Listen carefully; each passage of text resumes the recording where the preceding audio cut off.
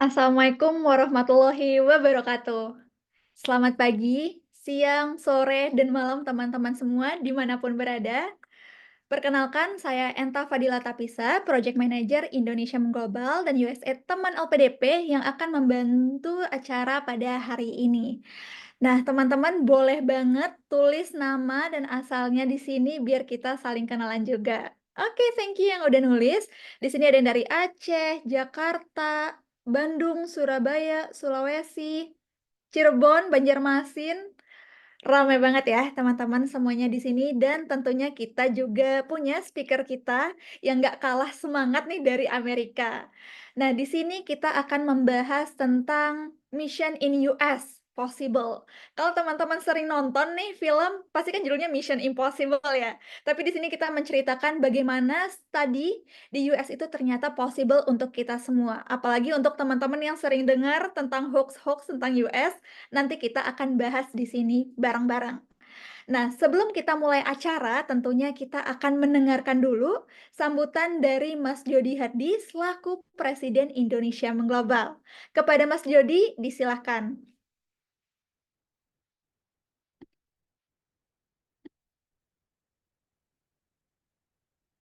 Oke, Oke, terima kasih Dila. Assalamualaikum warahmatullahi wabarakatuh. Selamat pagi semuanya. Mungkin pertama-tama saya mengucapkan selamat pagi, selamat datang untuk uh, Pak Selni ya dan rekan-rekan teman USA teman OPDP. Kemudian tentu saja terima kasih sekali sudah bersedia berkenan hadir. Sausan ya dari ya mungkin ada dari Mata Garuda kita kenal juga kemarin. Dan juga teman-teman semua dari seluruh Indonesia maupun seluruh dunia juga misalkan berlokasi di luar. Terima kasih sudah hadir dan saya sangat senang sekali teman-teman mau belajar ya. Ini menurut saya topik yang cukup menarik dan sangat penting karena em, pola pikir itu dan perspektif itu sangat sangat krusial ya bermain dalam apapun keputusan yang kita ambil dalam hidup gitu. Terutama mungkin kalau banyak teman-teman yang masih ragu uh, atau mungkin uh, berpikir bahwa saya tidak mungkin gitu ya untuk kuliah ke Amerika datang sini sudah menjadi momentum yang tepat. Uh, saya mungkin cerita sedikit dulu juga saya sama sekali tidak pernah terlintas berpikir untuk kuliah di Amerika Serikat karena memang ya pikiran-pikiran tersebut ya. Saya berpikir kalau tinggal di Amerika hanya untuk orang-orang yang sangat-sangat top, yang luar biasa gitu ya, dan sangat susah gitu untuk mencapai atau menembus kampus Amerika. Tapi beruntungnya dulu sih ketika saya mencoba menjadi mentee ya di program mentorship Indonesia Global, saya dapat mentor.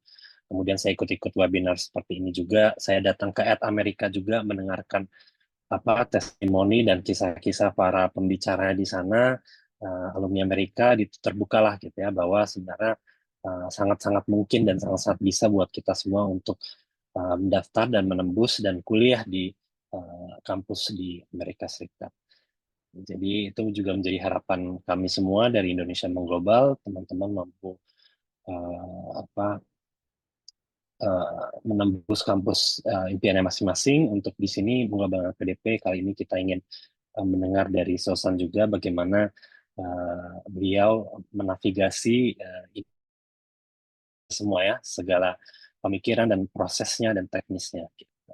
Ya, akhirnya mendapat letter of acceptance dari kampus di US.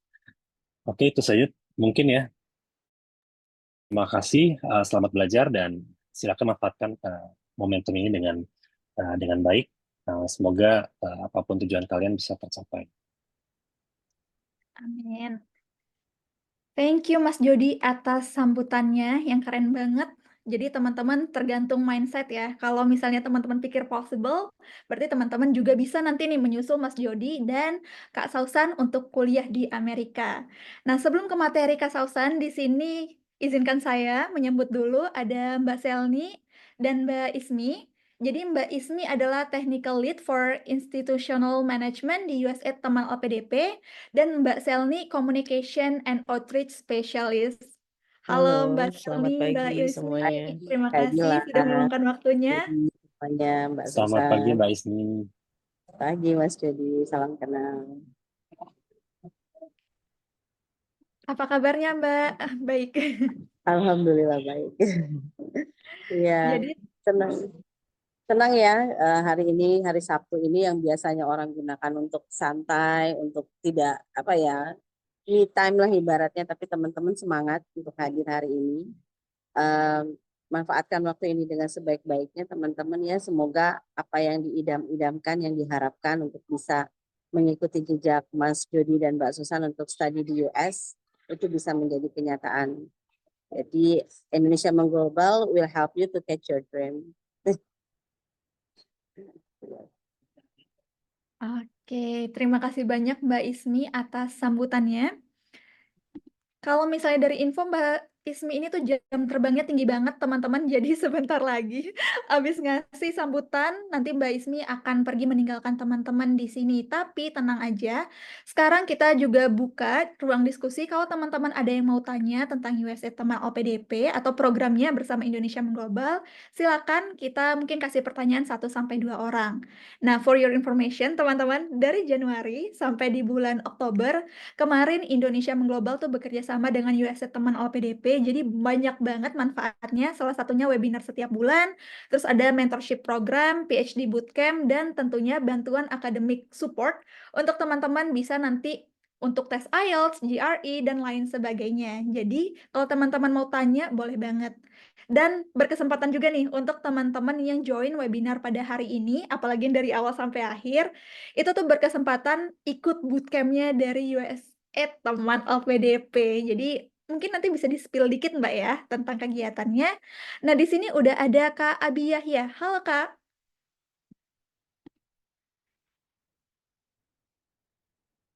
Halo Kak Abi.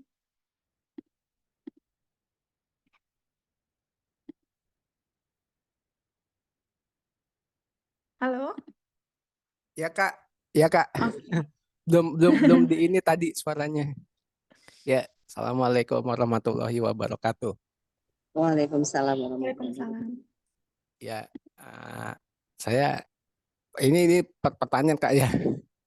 Iya boleh. Saya pengen tanya kalau USAID Teman LPDP itu ada nggak ininya apa? Semacam apa ya namanya? Open day gitu kayak kampus-kampus yang lain gitu. Apa jadi kita bisa ketemu langsung gitu di tempat apa? Apa pernah ada begitu apa enggak? Itu pertama. Yang kedua, kalau untuk program-program kayak bantuan akademik tuh kayak gimana Kak? Apanya prosedurnya itu kayak bagaimana? Itu Kak. Mohon maaf kalau agak apa ada salah pertanyaan gitu. Oke, terima kasih banyak Iya. Kak Abi. Di sini mungkin boleh langsung dijawab Mbak Ismi atau Mbak Selni. Kira-kira nih kalau mau ngomong langsung sama Mbak Selni dan Mbak Ismi, ke acara apa sih yang harus dijoinin sama kita semua? Terus yang kedua, programnya apa aja? Kayak gitu. Oke, boleh dijawab mungkin dari Mbak Ismi? Kalau dari kami sih sebenarnya banyak ya programnya. Kita juga banyak apa namanya kegiatan-kegiatan webinar di mana-mana yang ada offline, ada online-nya juga. Dan juga selain itu juga ada juga kegiatan lain yang mungkin Kakak Selni bisa lebih menjelaskan secara mendetail karena kebetulan beliau adalah PIC untuk outreach-nya. Silakan Kak Selni. Oke, terima kasih Kak Ismi, Mbak Enta. Halo Mas Jody, Mbak Sausan. Terima kasih Mas Abi ya. Mas Abi dari mana nih? Kalau boleh tahu. Saya tinggal di Tangerang. Oke, di Tangerang. Sebenarnya kalau program Wisata Teman LP sendiri, Wisata Teman LPDP itu kan adalah sebuah program dari USAID gitu. Jadi Badan Pembangunan Internasionalnya dari pemerintah Amerika Serikat gitu. Nah, untuk kita sendiri itu memiliki banyak kegiatan-kegiatan baik offline maupun online. Untuk offline-nya sendiri, ini kami saat ini posisinya sudah di tahun keempat program. gitu. Jadi memasuki tahun keempat program ini, kami banyak bekerja sama sama kayak seperti Indonesia Mengglobal gitu. Kemudian ada juga dengan beberapa teman-teman lain gitu. Nah, namun kita juga sebenarnya bekerja sama sama Mata Garuda nih gitu. Mata Garuda di sini Mata Garuda Indonesianya ya. Kalau Mbak Sausan ini kan ketua Mata Garuda Amerika gitu. Nah, kita kerjasama sama Mata Garuda Indonesia. Itu biasanya kita bikin kegiatan gitu setiap 2 bulan sekali itu secara offline di Amerika gitu. Jadi teman-teman yang belum pada pernah ke Amerika main-main lah ke sana kayak gitu. Kita biasanya suka ada kegiatan di situ eh, dengan ininya karir mentorship program ya gitu. Secara tema besarnya gitu. Dan ini sebenarnya memang awalnya diperuntukkan untuk teman-teman yang alumni LPDP seperti itu, alumni LPDP yang berasal dari Amerika. Karena kenapa cuma Amerika? Karena memang karena kami juga disupport oleh pemerintah Amerika Serikat seperti itu. Jadi kami cuma hanya bisa untuk yang teman-teman lulusan alumni US. Namun jangan sedih, di kegiatan ini itu open gitu.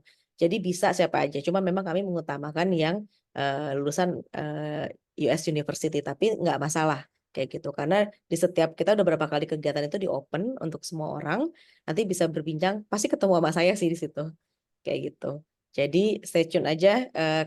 Mas Abi tahu kan posisinya di mana Amerika? Ada di Pacific Place Mall gitu di SCBD. Jadi nanti bisa main-main ke situ. Bisa ketemu juga dengan saya. Ada juga Mbak Ismi kadang-kadang ada di situ dan ada teman-teman tim Mata Garuda lainnya. Thank you. Oke, jelas banget ya jawabannya dari Mbak Selni. Kalau ada event bisa ke @amerika, biasanya bisa ngobrol langsung atau bisa follow Instagramnya @usaid.temanlpdp. Jadi nanti saya kasih linknya di kolom chat ya dan di grup juga. Nah, ada pertanyaan terakhir, boleh dari Makasih Kakak. Kak Rizky.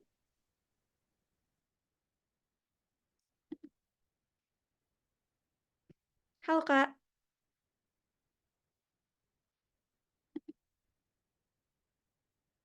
boleh di-unmute dulu?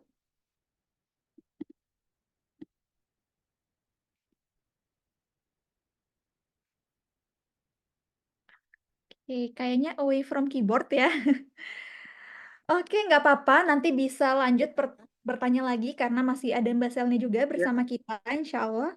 Halo, suara saya kedengaran nggak? aman. Aman ya? Oke, terima kasih Kak Enta untuk kesempatannya. Izin bertanya nih kepada Ibu Ismi. Eh, untuk misalnya kita mau ngejar beasiswa LPDP ke Amerika, Bu. Di situ nanti kan ada beberapa mungkin persyaratan yang harus dipenuhi, Bu. Ketika kita lewat ke beasiswa ke sana nanti ada beberapa administrasi mungkin yang kita masih belum paham bagaimana sistem perkuliahan di sana seperti itu. Nah, apakah nanti dari USAID itu sendiri Bu akan membantu mungkin kita mungkin yang lewat beasiswa jalur LPDP ke Amerika mungkin di bidang administrasinya mungkin Bu. Kadang kita ngurus surat-surat administrasi itu kadang-kadang kita kewalahan terus nggak tahu harus kemana. Nah di situ nanti ada pendampingan nggak Bu dari USAID-nya itu sendiri seperti itu. Makasih Kak Enta. Terima kasih Kak Kiki.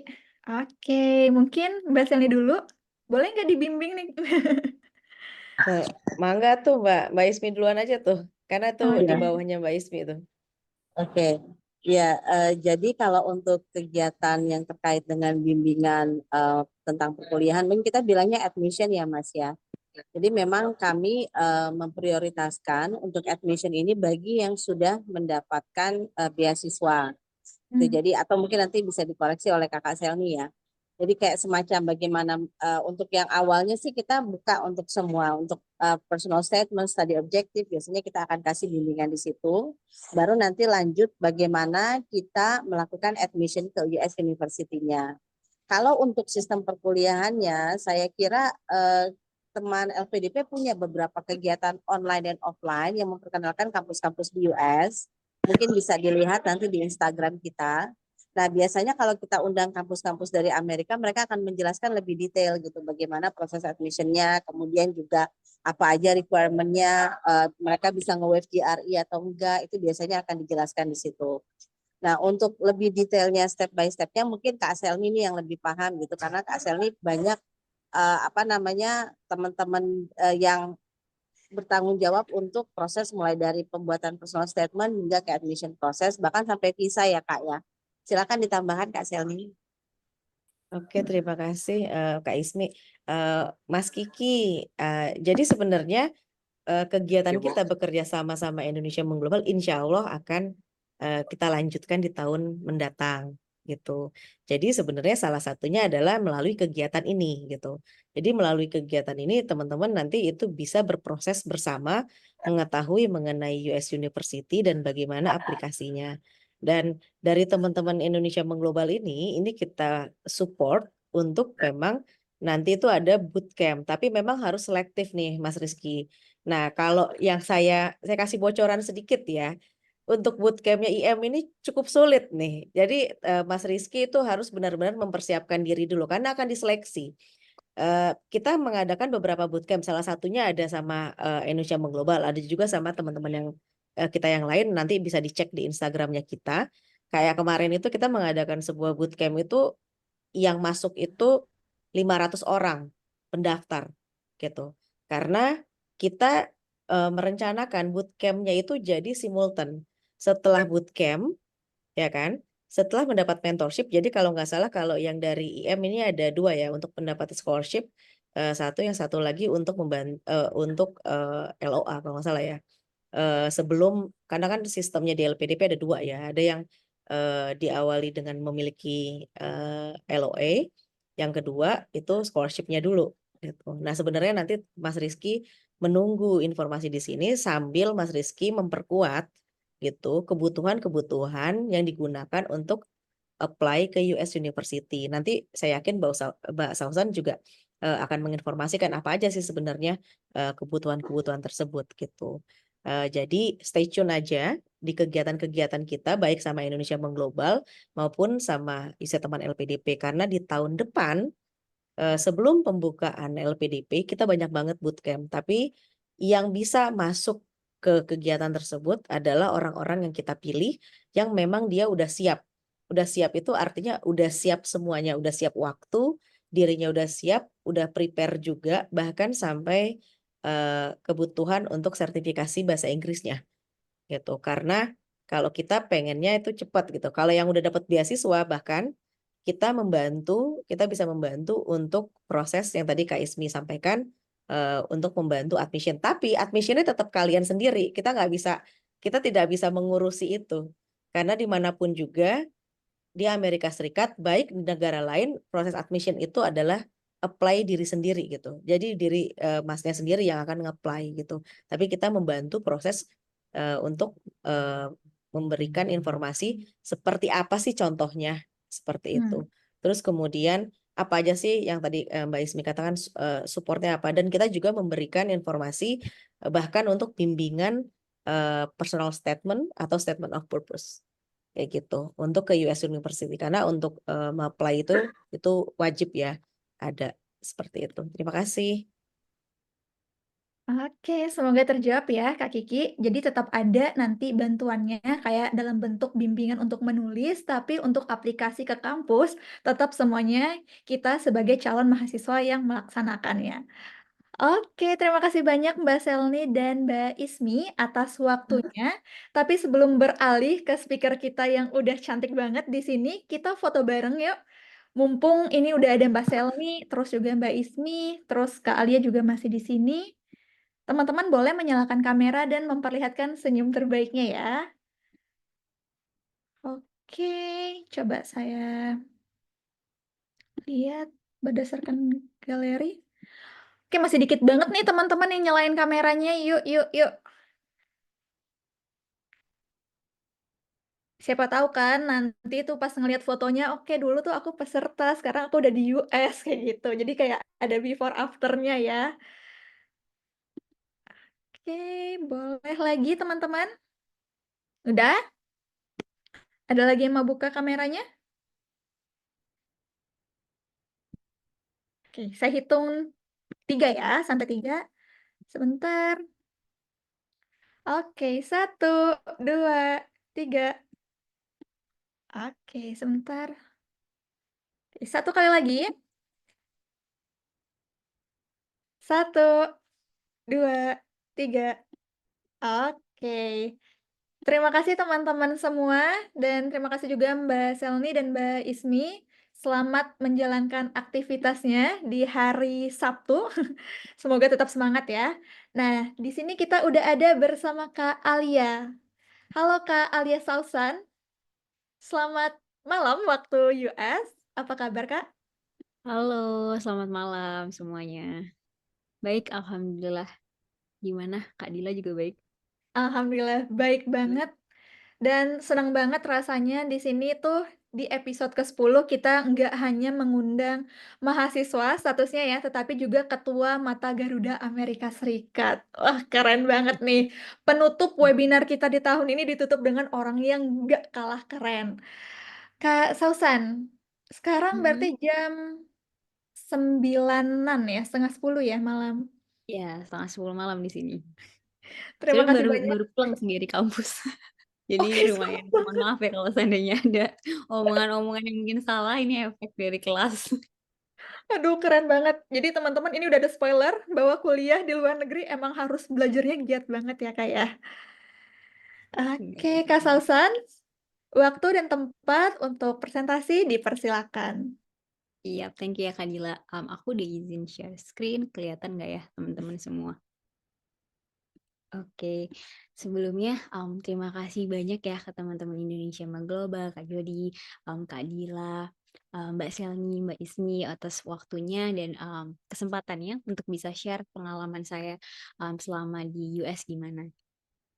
Sebelumnya perkenalkan teman-teman semua, saya Sausan, saya dari Cirebon asalnya. Dan di sini mungkin saya mau looking back dulu, sebelumnya itu saya di apa aja dan sekarang kesibukan saya apa. Saat ini saya sedang berkuliah di jurusan Manajemen Science and Engineering, itu departemennya Industrial Engineering and Operation Research. Program ini itu adalah kolaborasi antara Columbia Engineering dan juga Columbia Business School. Fokusnya itu kayak gimana sih caranya kita menggunakan data, analitik, teknologi untuk membuat decision making di proses bisnis. Saat ini saya lagi berusaha untuk mengembangkan startup, tapi ya kita lihat ya seperti apa, semoga berhasil. Dan saya juga kebetulan sekarang lagi nge-handle Mata Garuda Amerika, dan juga saya sebagai Vice President di Columbia Entrepreneurship, Leadership, and Consulting Club saat ini. Sebelumnya saya kerja di bidang AI dan data di Deloitte Consulting dan saya di Stay ITB dulu. Mungkin ada teman-teman yang sama jurusannya. Nah, untuk agenda hari ini sebenarnya saya akan bahas 3 hal. Pertanyaan ini tentang why me, why them, and why no. Dan setiap faktor-faktor ini saya akan ngebahas gimana dulu thought proses saya saat bilang kayak why me, kenapa saya harus S2. Dan setelah saya berangkat S2, apa pendapat saya tentang why me ini. Terus yang kedua, why them, itu ngomongin soal kenapa harus US, kenapa harus universitas yang saya kembangin, yaitu Columbia University gitu ya. Again sama juga, itu akan before dan after saya udah di sini gitu. Dan why no juga hal yang sama. Nah mungkin yang pertama dulu nih, kita fokus di bagian why me. Jadi sebelum saya ke US untuk master, saya tuh punya 2 pertanyaan penting teman-teman. Pertama itu adalah, saya tuh sebenarnya mau jadi apa ya? Kayak life purpose saya tuh sebenarnya apa? Apa yang saya pengen saya tuh dikenal sebagai apa? Gitu. Dalam 10 tahun ke depan saya mau ngapain sebenarnya? Dan untuk bisa memprediksi itu tuh sebuah privilege sebenarnya. Untuk kita bisa tahu, oh kira-kira 10 tahun ke depan saya mau ngapain, bisa membayangkan kayak nanti seperti apa, itu adalah privilege. Dan untuk bisa berpikir ke sana, itu tuh kita harus benar-benar banyak-banyak refleksi diri. Jadi pada saat itu saya banyak banget kayak menanyakan kepada diri saya sendiri kayak saya tuh balik lagi ke belakang. Saya cek lagi dari mulai saya SD, saya sukanya apa sih? Matkul yang saya suka, matkul yang saya nggak suka tuh seperti apa gitu ya. Terus saya SMP, saya sukanya aktivitas yang seperti apa, SMA, kuliah, decision saya tuh saya lihat tuh apa sih kecenderungan saya, untuk saya tahu kira-kira faktor apa ya yang sebenarnya menarik. Dan di situ saya menemukan bahwa, oh ternyata saya tuh nggak bisa nih melepaskan teknologi. Tapi pada saat yang bersamaan saya juga tertarik banget untuk tahu gimana sih caranya mindahin baju dari pabrik sampai ke toko gitu. Alasannya kenapa? Karena saya dulu waktu kecil, waktu SD, saya dulu itu jaga toko orang tua saya gitu. Saya dulu kasir toko orang tua saya, dan di situ gimana cara saya belajar matematika, bahkan saya nggak belajar matematika lewat di kelas karena saya nggak suka belajar, maksudnya saya nggak suka belajar di dalam ruang kelas gitu. Jadi saya tuh bisa belajar dan bisa memahami konsep matematika tuh karena apa? Karena uang. Oh oke, kalau si ibu ini ngasih berapa puluh ribu, saya harus ngasih kembalian berapa gitu. Dan itu tuh yang membuat saya jadi semakin kayak semangat gimana ya caranya ngebuat teknologi untuk orang-orang kayak pembisnis kecil dan gimana supaya mereka bisa terekspos sama manufacturing yang advance gitu. Dan itu yang membuat saya kayak semangat gitu ya. Nah, tapi pertanyaan keduanya adalah, perlu nggak sih saya S2 untuk hal itu? Karena itu pertanyaan yang sangat penting menurut saya. Karena saya setiap bulan dapat gaji kok gitu, ya kan. Saya juga udah punya kerjaan kok. Di sini saya punya support system. Saya akan pindah ke negara lain yang dimana saya nggak akan dapat gaji. Alhamdulillah saya dibayar sama LPDP gitu ya. Tapi tetap aja saya nggak bisa yang sampai ke poin dimana akan bisa saving kayak saya pakai gaji saya gitu kan. Dan itu tuh kayak pertanyaan-pertanyaan yang akhirnya ngebuat saya jadi takut juga, mendingan S2 atau enggak ya? Nah, akhirnya dari situ saya benar-benar banyak kayak mempertanyakan kepada diri saya sendiri kayak seberapa penting sih sebenarnya S2 itu sampai ke poin di mana saya melakukan perhitungan cost benefit analysis kayak kira-kira saya bakal melakukan pengeluaran biaya apa aja, baik itu kayak biaya dalam bentuk uang sama kayak kehilangan opportunity gitu. Di sini saya coba kasih kayak semacam framework yang menurut saya ini membantu saya banget dulu. Jadi di sini ada 5 framework teman-teman. Kalau dilihat di sini ada yang namanya microsystem gitu. Jadi ini tuh menjelaskan bahwa kita sebagai manusia itu dibentuk dari berbagai faktor gitu kan. Nah, microsystem di sini itu tuh ngomongin soal gimana sih dukungan dari orang-orang yang berhubungan di sekitar kita. Kayak keluarga kita, mentor kita, ataupun kayak teman-teman kita sendiri gitu. Kayak gimana sih interaksi mereka. Pada saat itu tuh teman-teman saya belum banyak yang S2. Jadi saya juga masih yang kayak mikir-mikir lagi, kira-kira perlu nggak ya S2? Tapi dan di keluarga saya juga S2 tuh bukan sesuatu yang sering gitu ya. Apalagi S2 di luar negeri gitu kan. Dan untuk mentor, ya mentor saya beberapa S2. Itu yang ngebuat saya jadi kayak, oh terutama orang-orang yang saya benar-benar kayak look up to itu tuh kayak benar-benar membuat saya kayak, oh kayaknya S2 itu benar-benar penting deh. Pada saat itu idola saya, sampai sekarang sih, idola saya tuh Mbak Nyoman Anjani gitu. Dan saya inget banget itu waktu itu Mbak Nyoman Anjani lagi kuliah S2 di MIT SDM. Dan di situ saya benar-benar yang kayak, oh ternyata kalau di S2 tuh bisa terekspos A, B, C, D loh. Gitu. Terus faktor kedua ini adalah mesosistemnya. Gimana nih interaksi antara setiap influences ini. Karena kalau boleh jujur, oke, saya punya nih kedekatan sama keluarga saya gitu. Tapi awalnya orang tua saya tidak mengizinkan saya untuk S2. Apalagi S2 di luar negeri ya. Itu kayak, wah jauh banget, masa 24 jam ke luar negerinya gitu. Jadi itu benar-benar menjadi salah satu faktor sendiri tuh untuk saya mikir, perlu nggak ya saya sampai harus S2 untuk mencapai ini? Dan ekosistemnya itu adalah indirect influences. Kalau boleh jujur, di sini tuh indirect influences bisa banyak ya. Mungkin bisa dari media, bisa dari workplace kita, bisa dari sistem sekolah. Tapi kalau pada saat itu yang benar-benar ngebuat saya, nge-influence saya itu adalah LPDP sama Indonesia Mengglobal. Bagi saya, ini bukan iklan. Saya nggak disuruh sama Mas Jody atau Kak Adila untuk memasukkan ini, tapi ini beneran gitu. Jadi LPDP sama Indonesia Mengglobal. Saya ngerasa, oh LPDP itu opportunity banget. Saya akan dikasih beasiswa dan saya juga bisa dapat sort of support system dari orang-orang yang dapat beasiswa itu juga gitu kan. Jadi bagi saya kayak, oh ini sebenarnya sebuah opportunity yang saya nggak tahu apakah akan selalu ada. Terus yang kedua, Indonesia Mengglobal itu bisa membantu saya untuk tahu apa sih yang perlu saya siapin, tapi yang paling pentingnya adalah itu tuh membuat saya jadi accountable terhadap proses persiapan saya. Karena sesimpel tadi kayak kalau saya disuruh ngerjain tugasnya, saya jadi at least setiap minggunya itu melakukan sesuatu untuk mempersiapkan hal itu. Dan dari sisi makro sistemnya, tentu itu kayak ngomongin cultural-nya, gimana ya, US kok beda banget. Yang saya tahu dari US tuh cuman semua yang ada di film, dan itu kayak senjata lah, apalah. Jadi itu kayak sesuatu yang mengerikan sejujurnya awalnya. Dan bahkan saya sebelumnya nggak terlalu tahu soal New York, karena saya benar-benar ngeliat itu dari sekolah.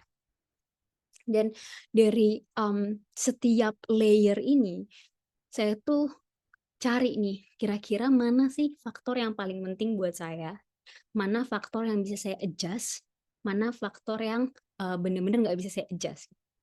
Dan saya menemukan kenyataan bahwa, oh ternyata untuk saya bisa memberikan akses ke UMKM terkait manufacturing yang sangat advance, dan membuat mereka itu jadi naik kelas, terutama dengan teknologi kayak robotik atau AI yang biasanya saya terapin di perusahaan besar ya, lewat Deloitte.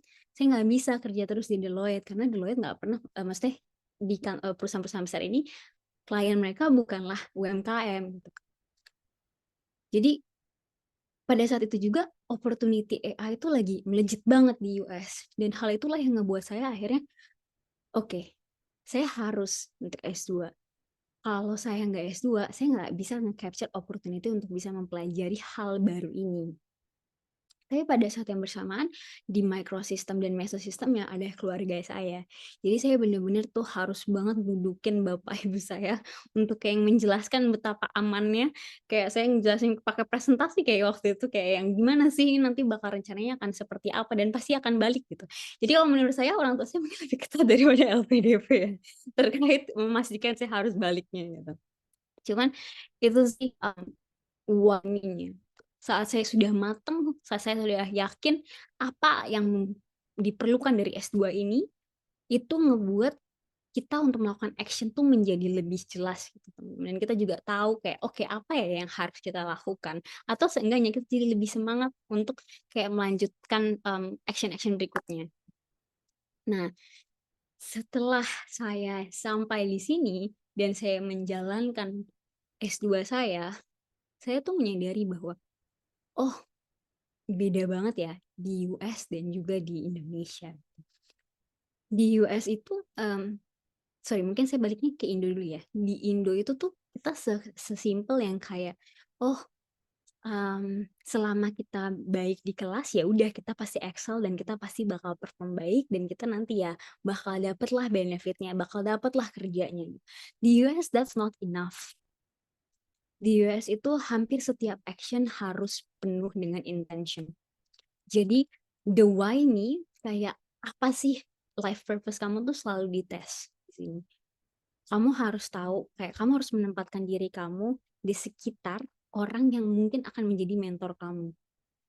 Makanya di bagian kiri ini adalah semacam framework yang waktu itu di-share sama McKinsey terkait gimana sih caranya kita bisa mencari mentor gitu. Dan ini tuh ngomongin soal kita tuh harus mapping nih, kira-kira siapa ya orang-orang yang jadi ideal kita dan gimana cara kita mendekatkan diri ke mereka dan belajar lebih dari mereka. Relationship-nya tuh seperti apa? Gimana cara kita bisa reach out ke mereka in the first place, maintain relationship-nya kayak gimana, dan jangan buat itu seakan-akan transaksional.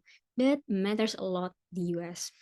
Kita nggak bisa yang kayak cuman langsung ya udah apply untuk internship let's say, atau kayak cuman sekedar cold email aja sekali, itu enggak. Kita harus bener-bener tahu gimana caranya strategize untuk bisa reach out ke orang yang kita pengen ajak ngobrol. Dan coffee chat matters a lot di sini. Jadi ini di yang posisi kanan itu saat saya lagi galau-galaunya nih, kayak saat saya sampai justru saya semakin dites nih, kayak apa ya, kenapa ya ternyata semua yang saya harapkan untuk saya dapat tuh itu tuh cuman hal kecil gitu, ternyata banyak banget yang bisa saya pelajarin di sini. Jadi saya tuh agak overwhelmed sampai akhirnya teman saya dia executive MBA itu dia langsung kayak nulis di papan tulis dan membantu saya untuk berpikir 10 tahun ke depan tuh kamu mau jadi apa gitu. She's American, dan karena dia orang Amerika dia jadi terbiasa sama pemikiran seperti ini. Jadi dia bener-bener yang kayak ngasih saya detail, kamu mau gajinya berapa per tahun?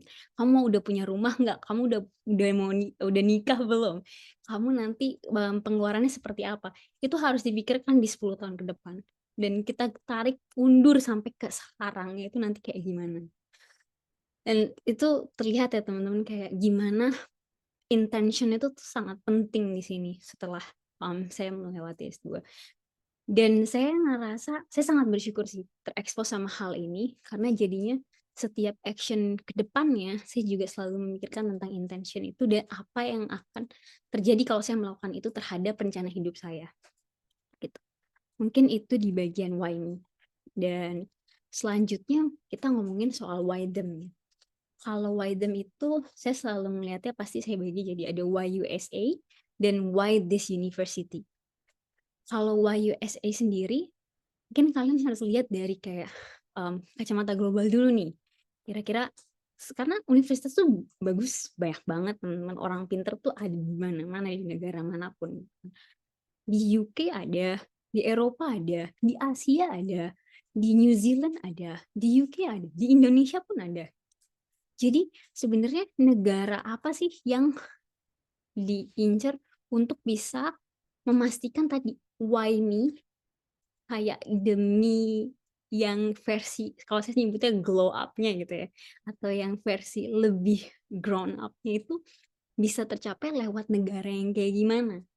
Kalau pada saat itu saya mikirnya saya tuh pengen banget ke negara yang paling mendekati sama tech advancement dan terutama di bidang AI gitu. Dan saat itu saya ngeliatnya, oh oke, USA is the key, USA is the leading country in that area gitu kan. Terus kedua, kalau terkait kotanya, mau kotanya tuh yang seperti apa sih? Itu saya mikirin juga sih kayak interaksi dalam kotanya kayak gimana. Kalau jujur yang saya pikirin bukan kayak oke, ada kafe apa aja gitu-gitu enggak. Mungkin saya harusnya juga mikirin sampai ke sana, tapi saya lebih ke mikirinnya apakah kota itu bisa membuat saya networking jadi lebih gampang. Saya reach out ke industri-industri lebih gampang. Jadi kedekatan terhadap industri itu penting banget buat saya.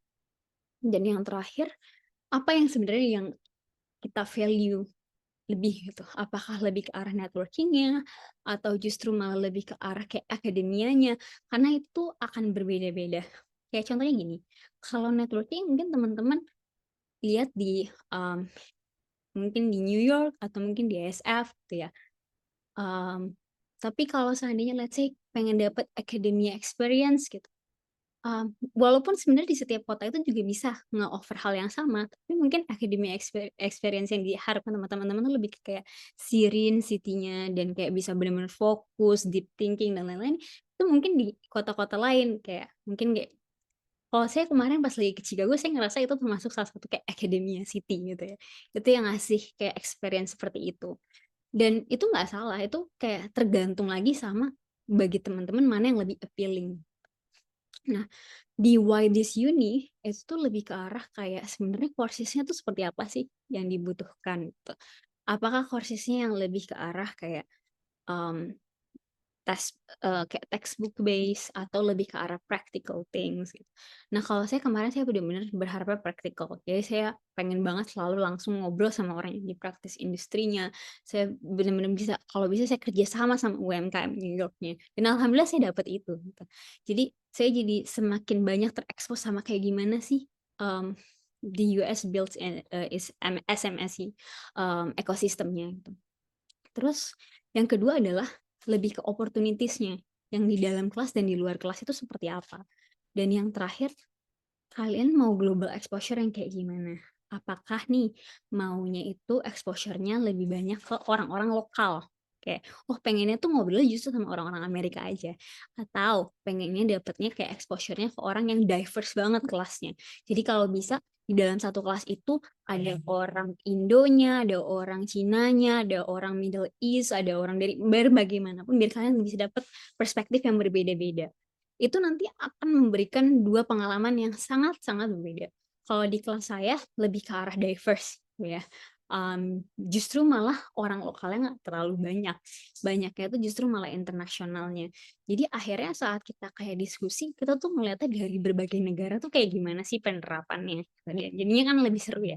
Tapi kalau yang mungkin kelasnya lebih banyaknya itu orang lokal, jadinya tuh bener-bener kayak heavy. Oke, di US tuh kayak gimana sih penerapannya, zoom in banget ke US. Either way, it works tergantung dari apa yang kalian cari sih. Nah, terus selanjutnya, nah, saat itu saya tahu bahwa akan sangat overwhelming buat saya nge-track semua yang ada di otak saya ini. Jadi, saya masukin itu ke dalam Excel.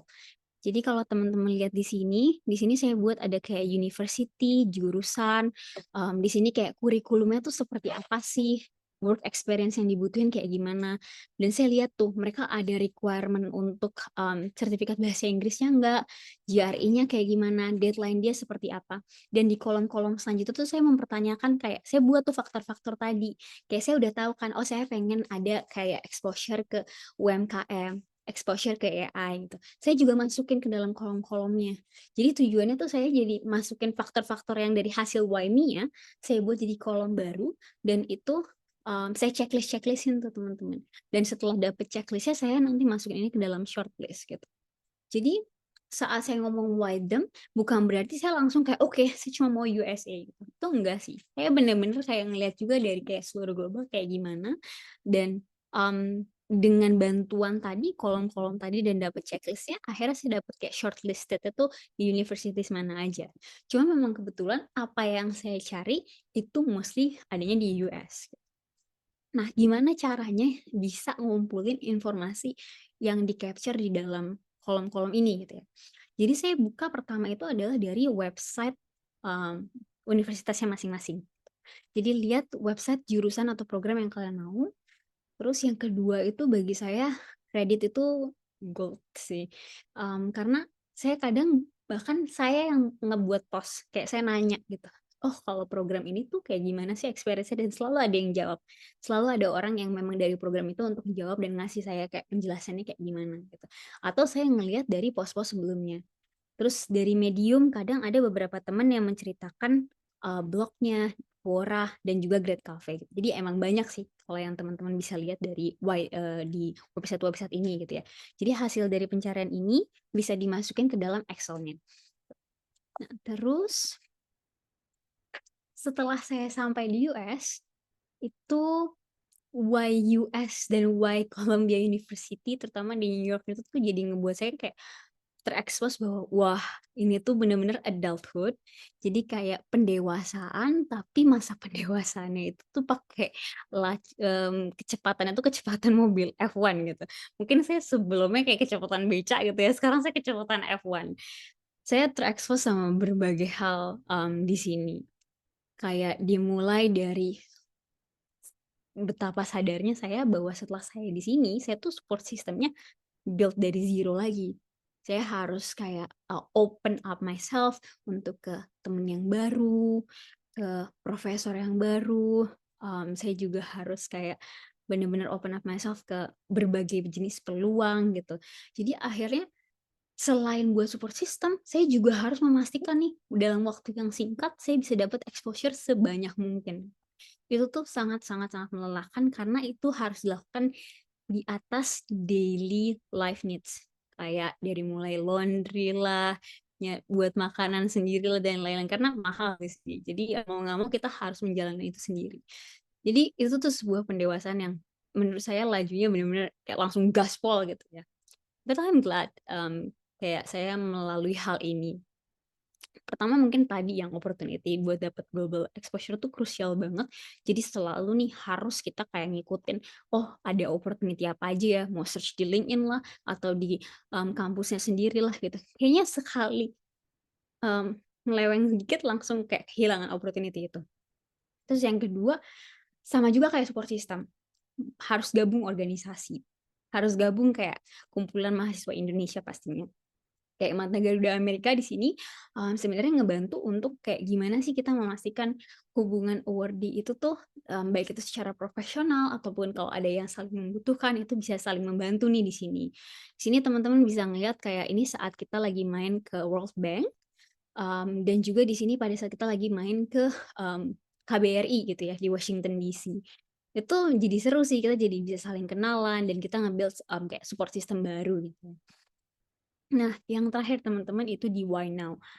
Mungkin saya singkat aja di bagian Why Now-nya. Kalau kenapa sekarang, mungkin teman-teman melalui hal yang sama kayak yang tadi saya rasakan ya. Pertama, saya ngerasa, oh saya harus mencapai diri saya yang lebih next level nih gitu. Dan saya harus gimana ya meningkatkan karir saya. Dan saya juga ngeliat, oh udah ada perubahan banget nih di industrinya. Terus yang kedua tadi saya lihat, oh ini ada loh sebenarnya opportunity baik itu LPDP lah atau Indonesia Mengglobal yang bisa membantu saya untuk mempersiapkan hal ini dan menjalankan prosesnya nanti. Tapi yang ketiga itu mungkin banyak dari teman-teman yang ngerasa kayaknya saya belum siap deh. Kayaknya ini saya masih jauh deh dibandingin sama orang lain. Nggak tahu ya mungkin apakah teman-teman merasakan hal yang sama atau enggak. Tapi dulu tuh saya yang kayak suka ngeliat di website terus profilnya tuh yang kayak wow banget dia dari negara apa aja gitu kan. Dan itu ngebuat saya minder gitu. Tapi setelah saya sampai di sini teman-teman jangan minder sama kita sebagai orang Indonesia kita tuh punya banget skill nih. Bahkan untuk skill topping kayak jadi peringkat 1 di kelas tuh kita punya banget nih. Orang Indonesia tuh sebenarnya benar-benar jago-jago banget, pinter-pinter banget di sini dan semuanya tuh kayak pekerja keras banget dan menurut saya apapun yang teman-teman rasakan itu tuh I think it's just kayak buang aja itu perasaannya. Pokoknya lakukan sesuatu gitu. Jangan jangan terlalu banyak mikirin kayak oh kayaknya belum ready, enggak. Pokoknya berhenti langsung aja lakuin. Karena kalau teman-teman ngelakuin itu, pasti teman-teman bisa kayak selangkah lebih dekat lagi ke tujuan nih. Itu juga hal yang sama kayak personal life. Di sini teman-teman saya ngeliat teman-teman saya yang dari Indonesia itu ada yang ibu hamil sambil kuliah. Ada juga yang punya anak yang mungkin baru kayak berapa bulan, berapa tahun gitu, sambil kuliah juga. Ada juga yang kayak baru nikah tapi akhirnya jadi harus MDR gitu kan. Jadi sebenarnya banyak banget loh kayak yang LDM. Tapi jadi sebenarnya tuh banyak banget loh kayak orang-orang yang berbeda-beda bahkan dari sisi personal life nih, tapi mereka tetaplah gaspol gitu untuk menjalankan itu. Dan saya yakin teman-teman di sini juga pasti bisa melakukan. Karena kemarin kalau boleh cerita sedikit aja ya, terakhir Mbak Kadila. Jadi orang-orang yang dulu di sebelah saya waktu mentoring Indonesia Mengglobal, itu sekarang kita lagi main gitu di New York. Wakil ketua Permias New York itu dulu teman batch saya di Indonesia Mengglobal. Sekarang yang kerja sama saya di Mata Garuda Amerika itu juga sama. Beberapa juga teman-teman yang saya temuin pada saat persiapan. Jadi it's okay saling menyemangati satu sama lain, tapi yang pasti harus melakukan action terhadap apa yang teman-teman mau lakukan gitu. Tentunya setelah tadi ya, mematangkan dari sisi why me-nya, why them-nya, why no-nya tuh udah diganti dia jadi why not gitu. Terima kasih ya teman-teman. Oke, Kak Dila mungkin aku balikin lagi ya. Terima kasih Kak Sausan. Aku suka banget sama kalimat terakhirnya. Jadi dari why me, why now harusnya jadi why not gitu ya. Jadi kenapa enggak gitu. Kalau orang lain bisa, pasti kita juga bisa selama kita berusaha. Oke, dan di sini aku lihat udah banyak banget yang nanya di kolom chat, bahkan juga udah raise hand. Jadi kita mulai dari yang raise hand dulu kali ya, Kak Sausan. Di sini boleh Kak Siti Hijriah? Iya, halo, cek. Halo, Ya, kedengeran Kak suara saya? aman? Ya, mau tanya sama Kak Aisyah. Materinya bagus banget. Mau tanya, gimana sih cara Kak Aisyah untuk memanajemen ketika mendapatkan penolakan waktu daftar LPDP, sama tips dan triknya untuk nulis esai yang bisa buat apa pembaca atau reviewer itu tertarik gitu dengan esainya. Makasih. Oke, boleh dijawab Kak, gimana cara menanggapi kegagalan dan bagaimana cara menulis esai? Oke, siap. Kalau gimana cara menghadapi kegagalan, jadi kalau saya, mungkin pertama ini kegagalannya lebih ke dalam dunia profesional atau dalam dunia akademi sebelumnya gitu ya. Jadi saya selalu sih kalau seandainya ngeliat kegagalan itu saya selalu ngeliat apa sih yang terjadi, apa yang salah gitu kan. Apa yang sebenarnya saya bisa perbaiki dan apakah saya sudah melakukan perbaikan di atas hal itu. Dan itu tuh selalu saya catat poin-poin itu karena setiap kali kita mikirin poin-poin itu tuh dan menjawab berdasarkan tadi 4 pertanyaan tadi di setiap pertanyaan-pertanyaan baik itu dari LPDP lah, dari kampus lah, dari manapun, mereka pasti jelas tahu bahwa oh oke, orang ini tuh udah mempelajari dari kesalahan dia sebelumnya. Hopefully that answers the question. Terus yang kedua tadi gimana sih caranya untuk bisa memastikan kayak memberikan esai yang benar-benar menunjukkan kayak siapa diri kita. Jujur tadi framework saya yang why me, why them, why no itu yang saya terapkan di dalam esai LPDP dan juga esai kampus. Jadi tadi yang saya pikirkan gimana dari mulai kayak saya cerita LPDP saya dulu kayak dari mulai jaga kasir lah gitu. Terus sampai akhirnya itu yang ngebuat saya jadi kayak semangat untuk ngebantu UMKM gitu. Terus kayak kenapa harus teknologi dan lain-lain itu saya ceritain semuanya ke LPDP. Itu di Why Me-nya. Why them saya menceritakan kenapa saya milih US. Tadi kan saya udah ada faktor-faktornya tuh. Saya bahkan udah menganalisis gitu kan. Saya ceritain kayak oke, di univ ini tuh bagus loh karena ada profesor ini yang sesuai sama Why Me saya tadi di awal.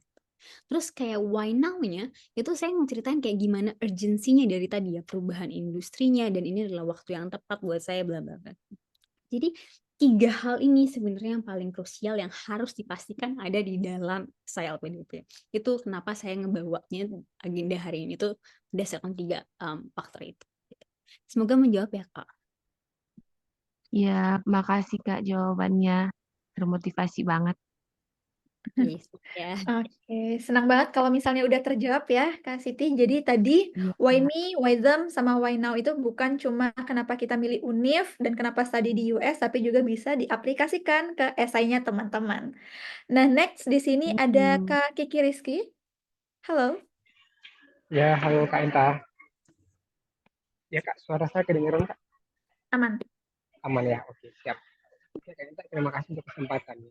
Bertanya kepada Kak Alia yang memang udah berpengalaman sekali dan penyampaian materi tadi memang benar-benar kayak jelas dan lugas dan langsung masuk nih ke pikirannya.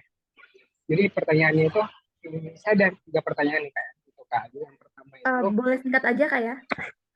boleh siap Kak. Jadi pertanyaan pertama itu ketika kita ngambil beasiswa ketika kita sarjana di Indonesia dengan jurusan misalnya ilmu politik nih.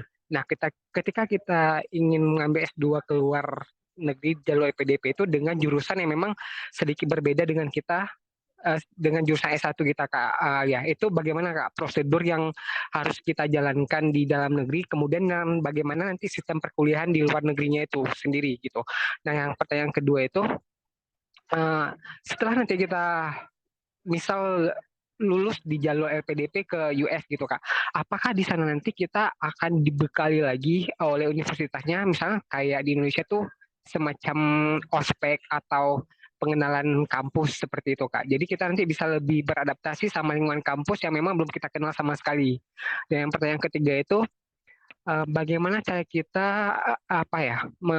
membuat diri kita itu jangan pesimis Kak. Kadang-kadang kita kan ikut beasiswa LPDP ini kita ngelihat nih potensi mahasiswa yang ikut LPDP itu pasti ya luar biasa gitu. Nah, bagaimana caranya kita itu bisa, wah aku pasti bisa nih, aku pasti bisa bersaing nih dengan mahasiswa lain gitu. Nah, bagaimana cara meningkatkan rasa percaya diri kita itu Kak, sehingga kita nantinya tidak akan drop gitu dan tidak akan kayak mati sebelum berperang seperti itu. Terima kasih Kak Enta.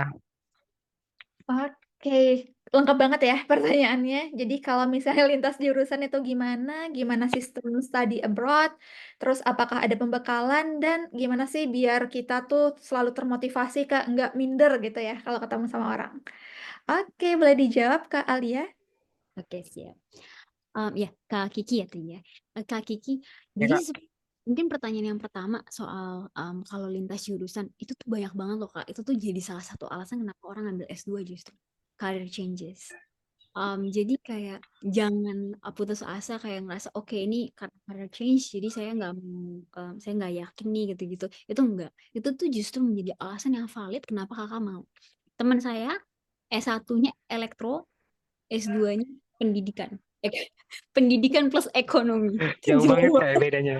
Ini jauh banget bedanya. Nah, sekarang yang perlu ditunjukkan adalah gimana bahwa kakak tuh sebenarnya semantap itu loh untuk pindah jurusan. Apa yang udah kakak lakukan untuk menunjukkan kemantapan itu? Itu satu. Sama yang kedua, bahwa kakak akan komit saat kakak udah pindah, apa sih rencananya nanti?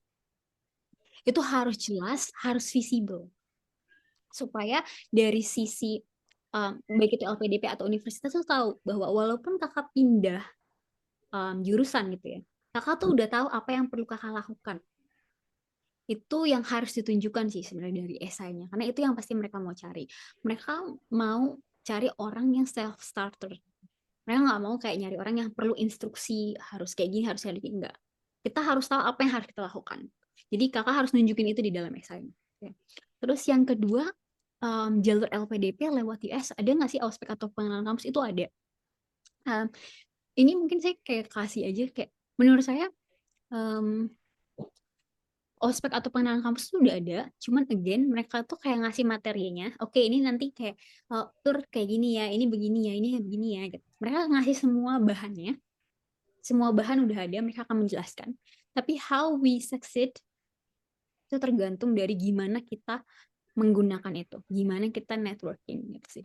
Jadi di sini tuh sangat krusial hal itu. Tapi again itu pasti ada, gitu. Ada lah ospek di awal tuh pasti ada. Dan yang terakhir, pesimis gimana cara mastiin kita tetap semangat. Kalau boleh jujur, kalau dari sisi menurut saya kita nggak boleh ngelihat bahwa oh saya harus jadi ranking 1 terus atau saya harus jadi yang terbaik. Definisi terbaik tuh sebenarnya dalam konteks kelas tuh agak aneh menurut saya. Karena setiap orang tuh bisa terbaik tergantung uniknya dia. Menurut saya ya. Jadi yang harus kakak pastiin adalah kakak tuh terbaik berdasarkan case kakak, berdasarkan konteks kakak, berdasarkan background kakak. Dan itu yang harus kakak tunjukkan dalam aplikasinya. When you can show that, and when you can deliver that, aku yakin kayak pasti kakak bisa sih untuk kayak melalui proses LPDP-nya gitu. Karena nggak semua orang melalui hal itu sih. Hopefully that answers the question ya, Kak Riki.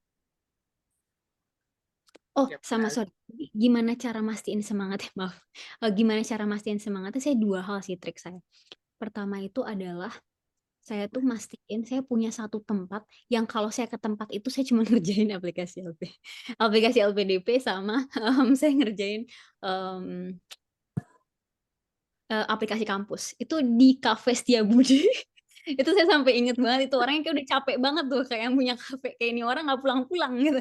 Saya nyampe udah saya pokoknya berapa jam saya cuma ngerjain itu. Saya nggak boleh ngerjain hal lain karena kalau enggak, kalau saya di dalam kosan, wah udah nggak mungkin saya bisa ngerjain. Jadi saya harus cari tempat yang emang membuat saya tuh kayak situasi saya selalu langsung fokusnya ke kampus gitu. Sama yang kedua, cari environment yang maksa kita untuk ngomongin soal persiapan S2 kita. Pada saat itu saya menggunakan IM. Saya menggunakan kayak Indonesia Mengglobal yang tiap minggu biasanya ada kayak checkpoint gitu kan sama mentornya. Itu saya gunakan untuk kayak seenggaknya tuh saya jadi setiap minggu takut kan kalau saya nggak ada perubahan akhirnya sama mentornya saya ditanya gitu kan. Jadi saya mau nggak mau harus ada perubahan nih. Gitu. Itu saya lakukan. Tapi itu juga bisa dilakukan dengan hal lain kayak let's say cerita bareng sama temen atau cari teman lain yang juga mempersiapkan hal yang sama. Semoga menjawab ya Kak Kiki. Oke Kak, aku boleh nambah dikit lagi nggak Kak? Gimana tadi? Biar kesempatan yang lain dulu ya, Kak. Oh siap Kak, siap Kak Enta. Satu pertanyaan lagi untuk teman-teman, tapi untuk 1 orang aja, kalau bisa singkat aja ya. Oke, Kak Dani, halo.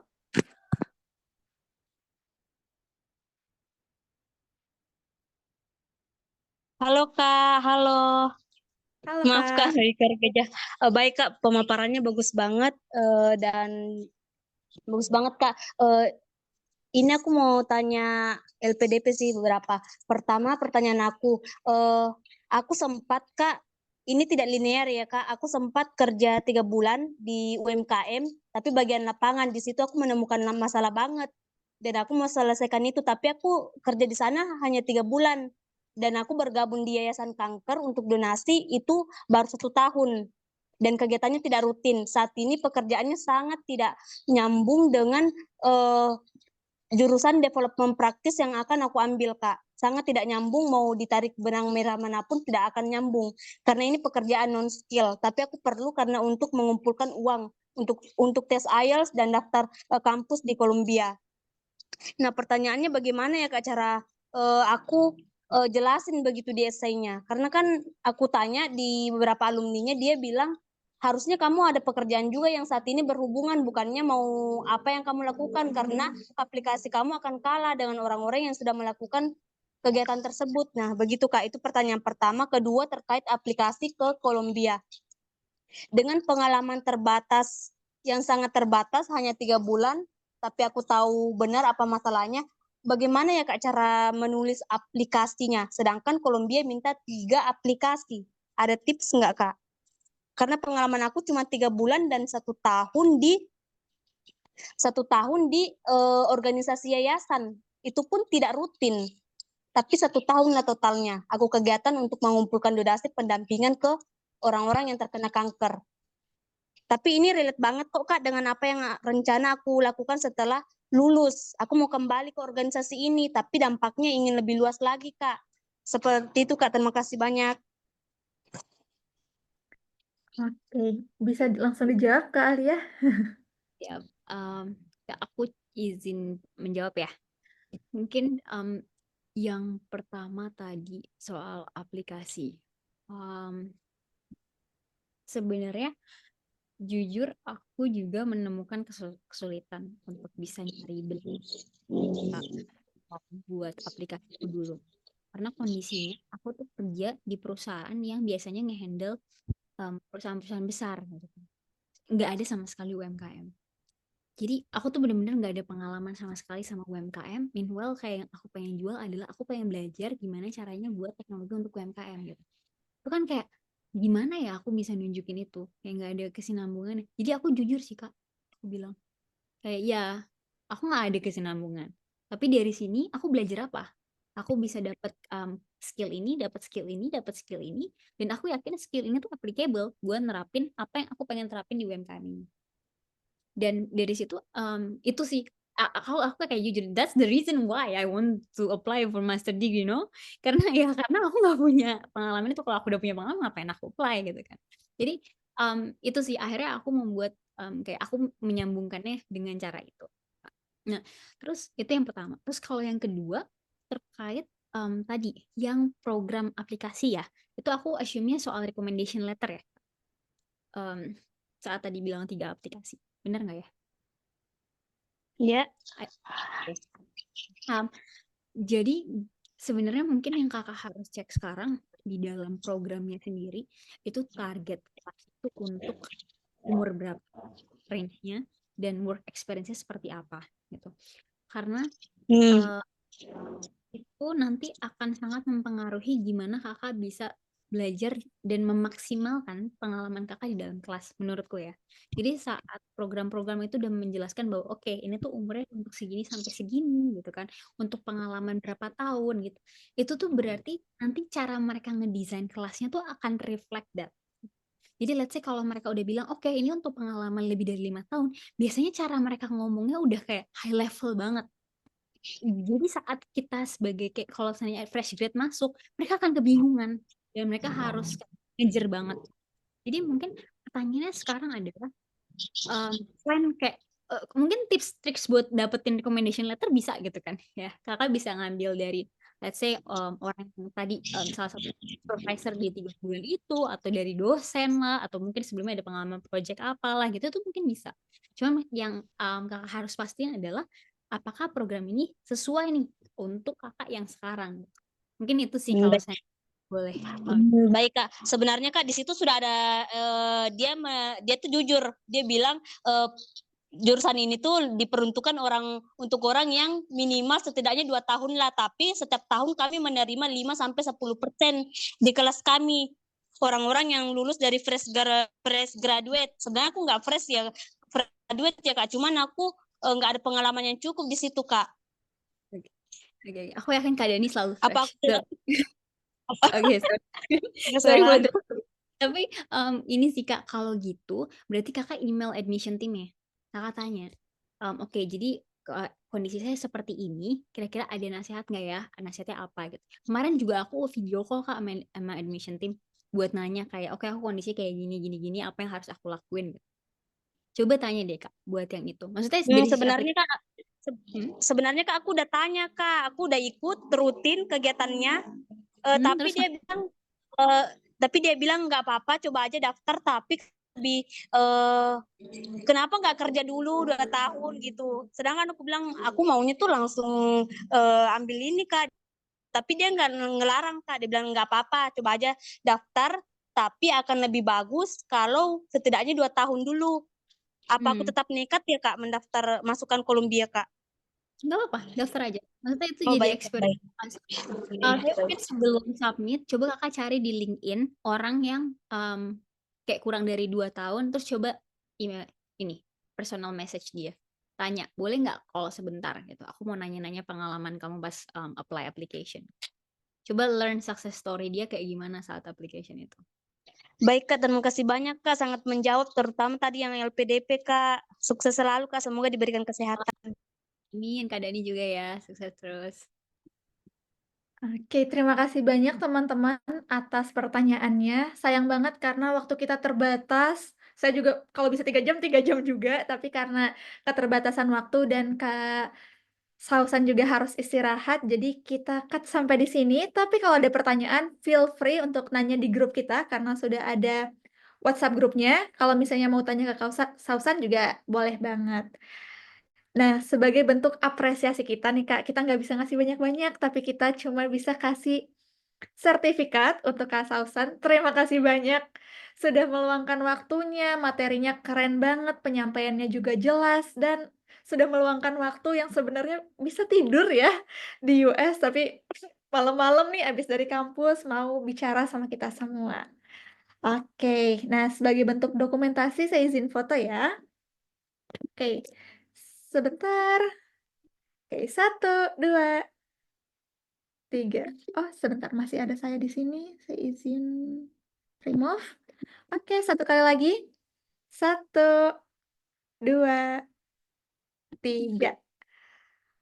Oke, thank you so much Kak Sausan dan teman-teman semua yang sudah hadir dari awal sampai akhir. Jangan leave grupnya dulu yang ada di WhatsApp karena di sana tuh ada kesempatan untuk teman-teman join bootcamp yang tadi udah dijelasin sama Mbak Selni dan Mbak Ismi. Terima kasih juga Mbak Selni yang udah stay dari awal sampai akhir. Sudah membersamai Indonesia Global selama 10-11 bulan sekarang. Kita sangat-sangat mengapresiasinya dan alhamdulillah bisa membantu lebih banyak teman-teman di sini. Terima Thank kasih you loh teman. Enta. Terima kasih banyak Mbak Selni.